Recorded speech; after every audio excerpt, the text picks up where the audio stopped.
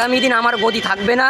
এবং আমার যে শিক্ষা প্রতিষ্ঠানগুলোতে যে দুর্নীতি অপশাসন চলছে সেগুলো বন্ধের দাবি ছিল। এই ধরনের একগুচ্ছ দাবি নেই। এক কথায় শিক্ষা ব্যবস্থার পরিবর্তন হওয়া দরকার, যেগুলো গতানুগতিক চলছে এর পরিবর্তে নতুন কিছু আনার জন্য বারবার বিভিন্ন জেলায় তারা ডেপুটেশন দিয়েছে, বিভিন্ন ব্লকে ডেপুটেশন দিয়েছে, এবার বিকাশ ভবনে ডেপুটেশন ছিল বা অভিযান ছিল।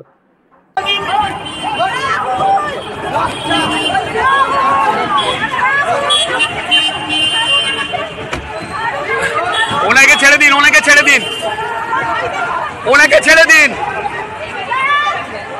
ওনাকে ছেড়ে দিন, ওনাকে ছেড়ে দিন।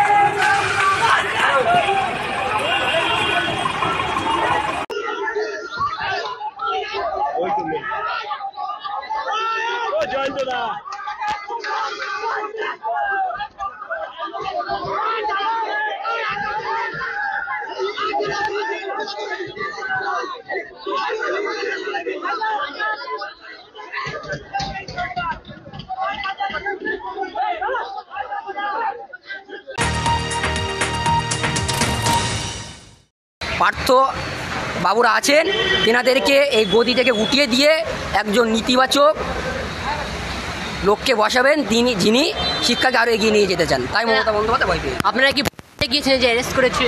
কোনোদিন জারি থাকবে? এর জারি থাকবে। নাম নাম মোহাম্মদ সাইফুল ইসলাম, ক্যাপ্টেন।